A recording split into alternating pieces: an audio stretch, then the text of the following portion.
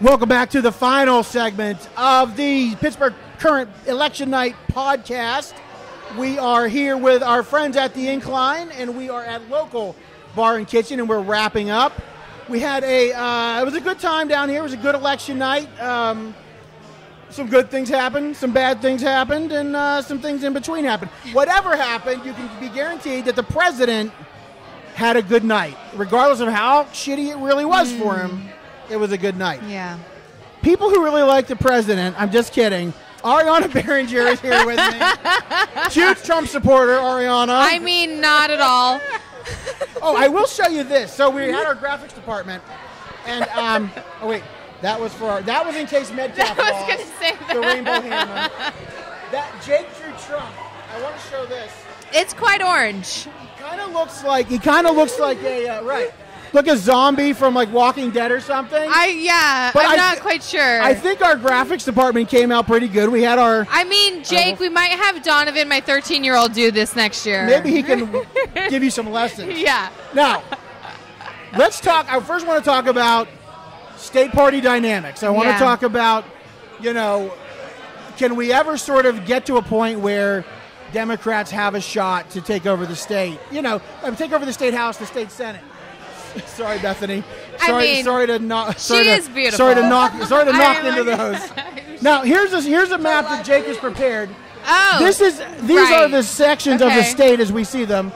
We have Pittsburgh and Philly, and then as you'll see, I think we're trying to gain some ground up in. I had a drink. Gain some ground up in Kansas, but East Dakota. Okay, hold on. Yeah, I disagree. Okay. So I lived here. I lived in what you call Kansas. I lived in Scranton, Wilkes-Barre for 4 years. There are Democrats there, and they're badass. There are 6. No, they're not Kansas. There are 5 since you left. I mean, there are way more. Now, Kentucky, you got to give me. I might, but also there are more Democrats there than you believe, because I spent a lot of time up there, too, when I ran for office. So, I mean, I don't agree with your map entirely. That's all I have to say. What about East Dakota? Any thoughts on East Dakota? I mean, that's eerie. Ron DeNicola. How did he do? I'm still trying to follow the results. My assistant, Haley, will look that up. Ron DeNicola. So that is a race in which actually we can erase this line and say Western Pennsylvania is Democratic. Right. We can make it like West Virginia, perhaps. No.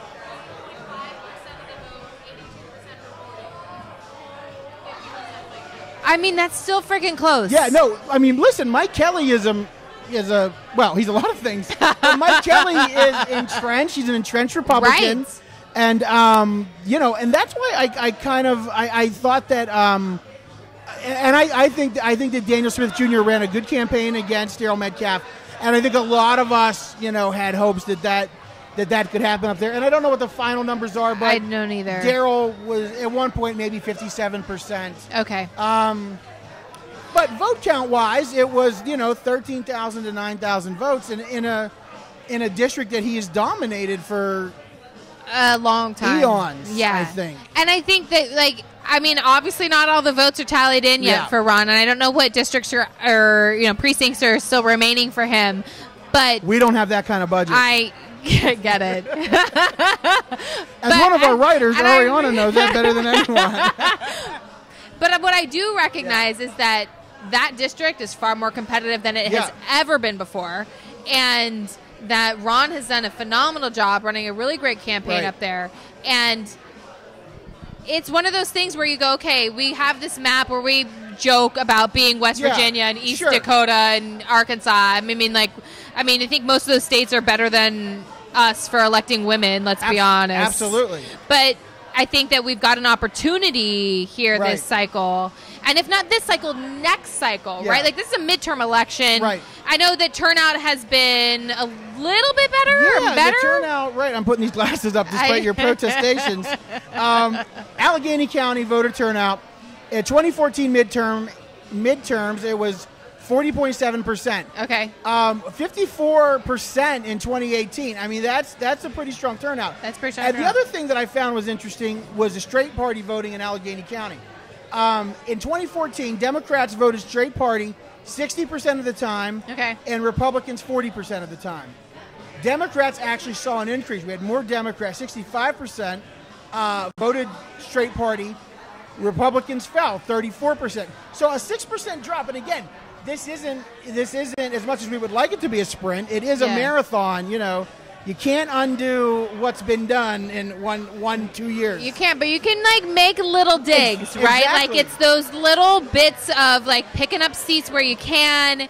And I think that across the state of Pennsylvania, I know like Allegheny County, we had some really good pickups, but I mean, before tonight, we had 0 women in Congress. Right? Like none. Yeah. Now we've got Susan Wild up in the Lehigh Valley. Right. We've got Chrissy Houlihan just outside of Philadelphia. We've got Mary Gay Scanlon. Like, yes. We went from 0 to 3. Yeah, that's amazing. For women. Yeah. Like, that's pretty awesome. And a lot more running, which is so. What do you? I mean, look, you were a woman candidate when the lieutenant governor's race started. When you pulled out of that race because you realized one day your family wasn't rich, so you pulled out of that. Yeah. You just that day you're like, yeah, we're you went over for your check, and you're like, what do you mean? Yeah, exactly. But so then you got to work with WTF, Women for the Future of Pittsburgh. How have you seen it grow over this election cycle? I mean, it's been phenomenal. Yeah. Right? We talk about not just women running for office, but like this women engaging in the political process that they have not been before. Whether I'm in my own little community, my own little bubble of Murraysville, but like there are moms that my kids go to school with that have been independent. They're like, oh, no way. I'm voting for Democrats this year. I'm voting for women this year. Right.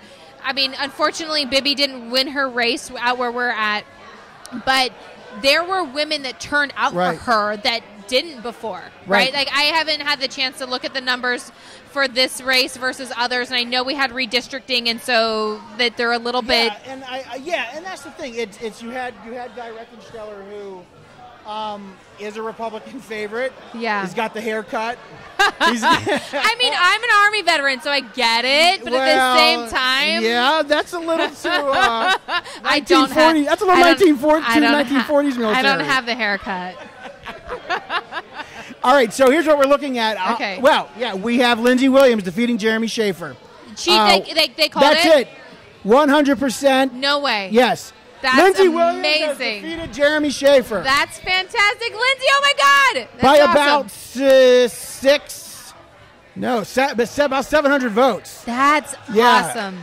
Yeah. That was so close. We were watching it back here. And honestly, that's where you do you think it was the fact that Schaefer went negative that Schaefer went negative at the end that helped him get that close, or do you think that maybe is what? Well, but I don't know if it cost him, because I don't know that he ever had a chance before he started pulling all kinds of stuff out of his ass. Unfortunately, I'm not this like political prognosticator. I don't get the ins and outs of it. What I do know though is that Lindsey ran a hell of a campaign. She did. And she busted her ass. And so I see that. I see what the work and the effort that she put in. And I go, that to me is Jeremy Schaefer put up some political yard signs and had some negative ads. Yeah. I don't know that he knocked on a door. Right. I know Lindsey was out there knocking doors all the time.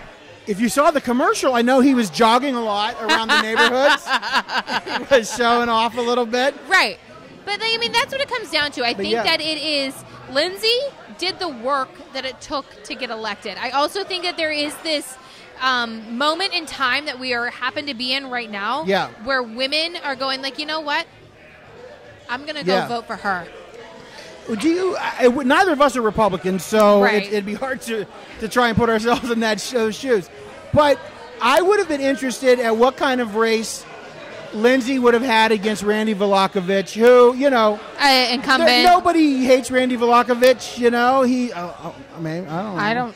Listen, he's done some. He wasn't my favorite person when I met with him. I'm just saying. Yeah, no, absolutely, but he had shown at least some willingness to. Jim Furlow endorsed him when he left office, but anyway, it would have been interesting to see. But the difference in Schaefer being this very extreme candidate, because Schaefer beat Vlahovic how he tried to beat Williams, and running to the right of him, exactly, right? Exactly. I mean, that is the Trump way of doing things, right? And I don't know if tonight we call it a referendum on Trump or not. Right. I don't know that I would say that. Yeah. I don't know if it was. I think that we've gone to a point now where I know we've talked a lot about a Democratic wave. I don't know that it was a wave. Right. Yeah. That's what I was talking to someone else about. I don't know if it was a wave. It was a start. To take the House is something. Absolutely. And I was actually talking to my husband the other night. He asked me the question, Aryanna, if you had to define what a wave election is, whether it's Democratic or Republican, what is it? And I said to him, well, it's when we, the minority party, take seats that are strong Republican seats. I don't know that we did that. And Pennsylvania is not a good measure of that because we had redistricting.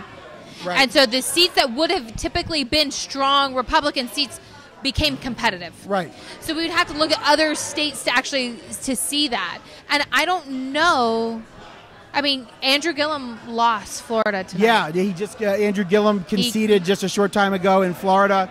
And that was one again that I think that looked very winnable. And there were a couple of those. I mean, Texas, that was I almost think they screwed with us on purpose. They held back all the votes and reported them all in the last hour. I was like heartbroken. I mean, this whole room in here was just like, no. Yeah. It's definitely not any, as you said, I don't know that it's a complete win for Democrats, but it is enough of a loss that Donald Trump is going to be able to tweet it up this evening and into the next 2 years. Hey, we won. Yeah, this was exactly. It's a referendum.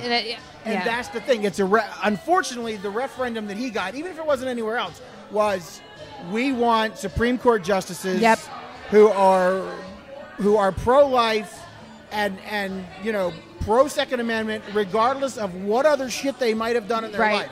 And that's scary. That's bad. Right. I mean, I'm so excited about Lindsey Williams winning tonight because that's the thing. It's like these little, and it's not little, but like these local elections, these end up being the larger elections later on, right? And so we are building, as Democrats, we are building our ground game. Right.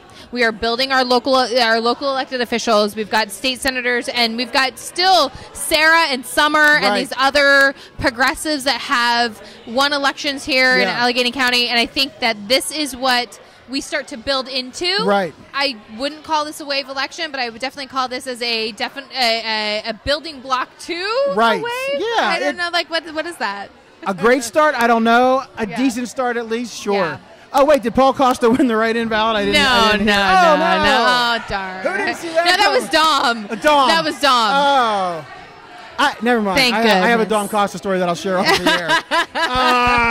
air. Anyway, Aryanna, thank you so much. Oh, you should read in today's Pittsburgh Current, Aryanna wrote a column about basically what do we do tomorrow. What do we do tomorrow, guys? If you're looking for don't be disappointed. Don't feel like you've lost anything tonight. Think about what you can do tomorrow to make our democracy better, and that's what you'll read today in the Current. Absolutely. Yeah. Thank you, Aryanna.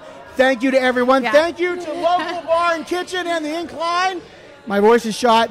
And thank you to Sorgatron Media for our live broadcast tonight. We will see you Thursday at our regular time, 10 a.m., with a great guest. I don't know who it is yet, Sorg, so I'll get that info to you. Thanks, everybody. I hope you. Thanks for tuning in, and have a great night. Thanks. Bye, guys.